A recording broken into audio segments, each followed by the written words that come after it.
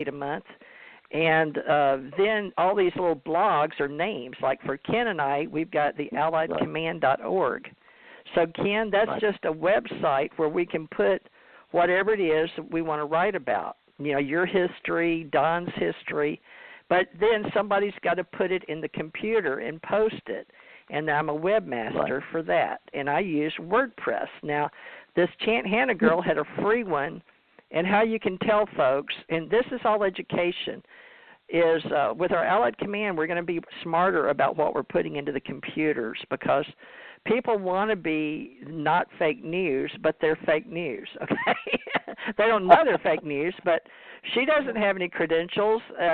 She wouldn't even tell me what her phone number was because she didn't have one. She couldn't tell me her IPC or where her computer was because she didn't have one. How am I supposed to check somebody out? And I'm just a normal businesswoman. She couldn't go down to the Days Inn or Navarre Civic Conference Center where I am, where we have our conferences, and get in without, you know, she'd have to apply for a job. So people get on LinkedIn, put your data information, put your history, LINKED. That's where we go and look at your professional profile. Now, Facebook is just what it says, a Facebook. That's all it was meant to be. And I'm sure most of y'all know the story on that. And, of course, billions invested, and it became a public corporation and is traded on the stock market. And they run basically on us giving them free information, and then they sell advertising to the bigger companies. And then they got hold of it. And then, Ken, did you get a message? I got a message that my stuff was stolen by some company, and they sent me information and apologized to me. It made the news, and, you know, this guy went before Congress about it, and he was grilled about it, and then they still turned around and asked him to help. And that's okay because we understand Facebook is pretty much the Cadillac, I get. What would you call it, Ken? That's where you go. You find out information, but a lot of it's fake news. Well, that's just it. And people need to do their own research and check into things and vetting it out for sure, because there's just so much false information. And actually, it's interesting how certain people do get blocked from being able to use Facebook. But if you take the reality standpoint that, you know, that's really interesting, I think I'll check that out and do it and check it out and find out for yourself. That way you won't be debunked or you won't be lied to and used as a pawn. And nobody wants to be used as a pawn necessarily. I think Chant Hannah, whoever this girl was, I think her intentions were good, and she's like me. She thinks she's helping people, but she got lost in the needing to prove who she was first. So you got to let your own mask down in that jet you're flying in high, calling yourself a UFO investigator. You better want to prove who you are first and walk your talk, lady. There you go. Because I do. And I'll take on anybody. And nobody has to know that I was a big legal investigator because it scares them, Chant, whoever you are.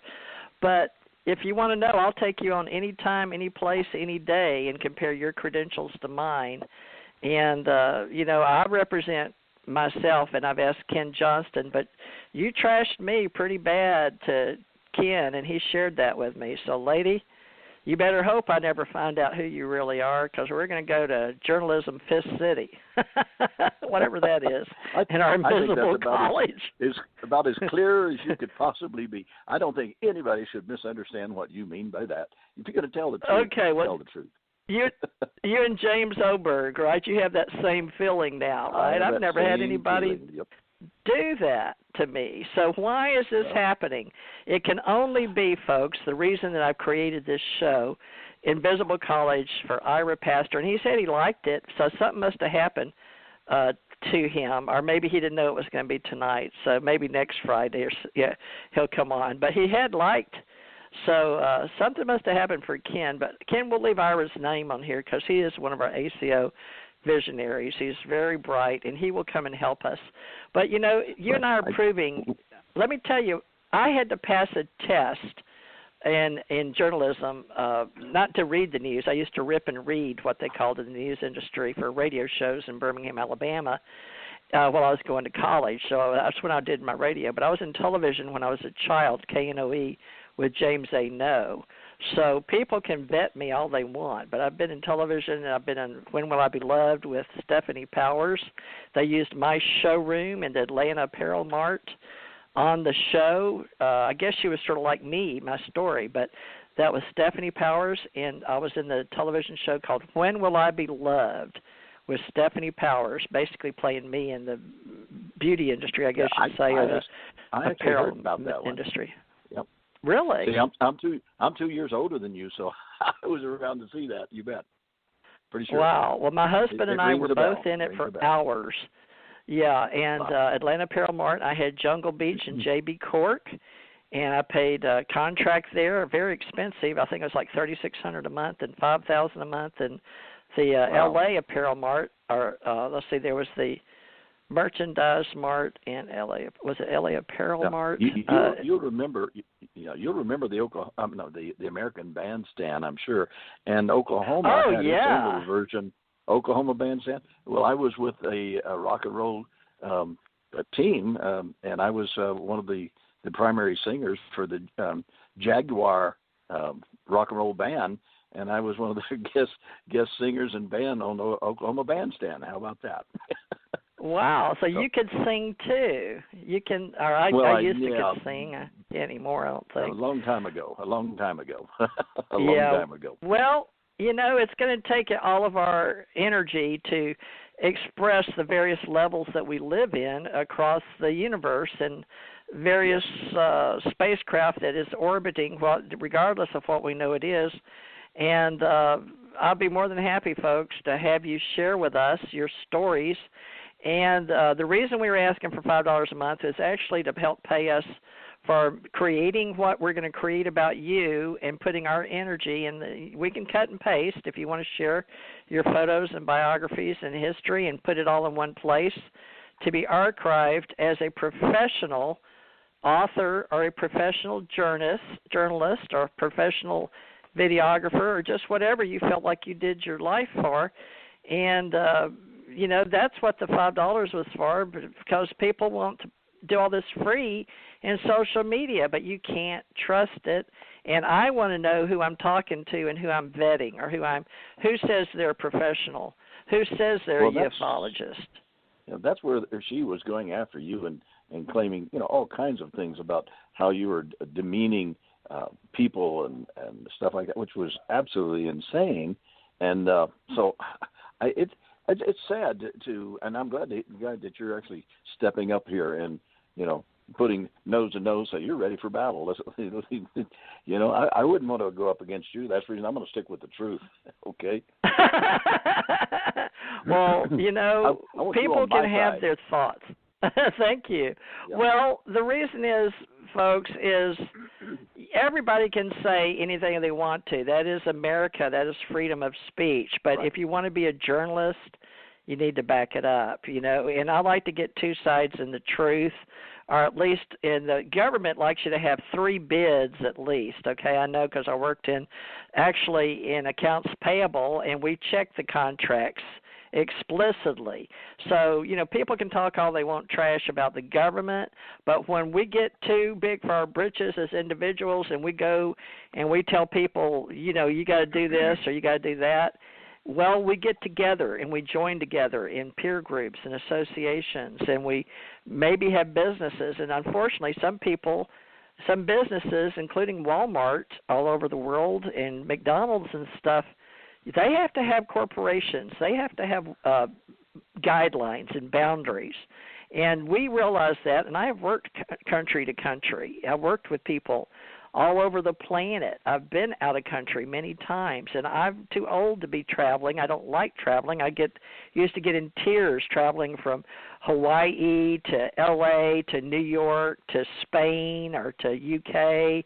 Back, it's hard on your body, and then it's really tough. Yeah. So I'd like to clear up one thing again real fast here, and that is, you bet. Because I've had people say, "Oh, you're an astronaut." I said, "I was not a NASA astronaut," and that's the same thing with Oberg. He goes, "Oh, he never was an astronaut." I said, "Wait a minute, I was one of the 4 civilian astronauts with the Grumman Corporation, and we tested it in the vacuum chambers, which was just is actually more of a vacuum than it is on the lunar surface. I'll tell you that. 10 to the minus 12 torr for those scientists out there that want to know how much of a vacuum we pumped it down to. Anyway, so here's the truth. Is I was one of the 4 civilian astronauts. I didn't say NASA astronauts, but that's where they go out and he says, oh, he lies about this. He's lying about. No, I've always come forward and said, I was a civilian astronaut consultant pilot with the Grumman Aerospace Corporation that tested our lunar module and made it safe, and then added in and helped train the regular NASA astronauts. We had to be one of us available anytime one of the NASA astronauts came to get inside the command module or the lunar module, like Don had to be in the command module to answer questions that astronauts would have about what their command module was going to be like, and I was one of them that would have to be inside the lunar module. That's why I spent nearly 1,000 hours inside the lunar module LTA-8 in vacuum chamber B at the Johnston Space Center way back in 1967, 1968, when we were getting ready to make our first flight to the moon. So the answer is yes, I was an astronaut. I was a civilian astronaut with the Grumman Corporation. So I always want to be sure that I've been recorded and that's down solid. So if you hear anybody claiming that I'm claiming I'm this or that, you can tell them, go wash their hands and get their head screwed on straight. They're out there. Well, we'll get some testimony too to put on. We'll get testimony from Don Garrett and anybody else out there. And actually, I think Oberg, even though he's got all this stuff on the internet, even if we say you've got to prove what's out there that's written, he still would have to prove credentials now. And just like Homeland Security, going to a state, and I transferred, and I know what you got to do. Now, I may have given up my commercial driver's license because I don't need it anymore at my age, and that's a rough life. But I did that in and out of government facilities, and because I had clearances, I had to pull some in places or into mountains, or I've been a lot of places, folks, and it's hard to prove everything I've done. Yeah, I was you commercially. Were a truck driver, I kind of got a shake there because my grandson, Nicholas. Wow, what am I going blank here? He's one of my first grandsons, and whenever his dad was worked for the big truck manufacturing company there in Seattle, and he grew up. I would take him over to spend the weekend with his dad, and we'd look at every truck going by, and I'd say, "What's the name of that one?" He'd say, "Well, that's a Peterbilt, so that's a Cummins, or this or that." And at only 3 years old, he could recognize them, and so he grew up loving trucks. And he's a commercial truck driver. He's working with Walmart and several of the others, but he's also an instructor, and he takes students on and teaches them how to run the big rigs coast to coast and border to border. So here he is, a young man of only 24 years old, and got to be proud of him. He's got a career and he's at it. And so, I respect you that you were a truck driver, and it's really tough on women who are truck drivers. So you did it. I'm proud of you. Well, I'm 5'11", 230 pounds, prior military trained, joint trained with the military in Army, Navy, Air Force, and Marines. I've been the woman in black. I don't handle a weapon now, reason being I was trained, and yes, I can use weapons very well, and I was trained in some martial arts. But now I'm 67 years old and don't need any of that. I was trained even in another country with a weapon, a hand weapon, in Japan, in Yokosuka, Japan. So I'm not sure why, but yes, the government trained me in a lot of things. And like I said, Army, Navy, Air Force, and Marines. And yes, I had all the uniforms. I had a clearance level. I had people come over and tell me I had a barbecue clearance. I've been told I had a higher clearance than a Royal 14. I've had one as far up as you can go, because anything you do with the kind of work I did in intelligence, even though if you had to be on a project with a need to know information and have a certain words to get you in and out. Now, I was not big on going into crypto, because I went with friends that did crypto, but I didn't like that kind of work. It was all boring office, and I was like wanting to be in the field, and it's like a bee knocker. I don't know what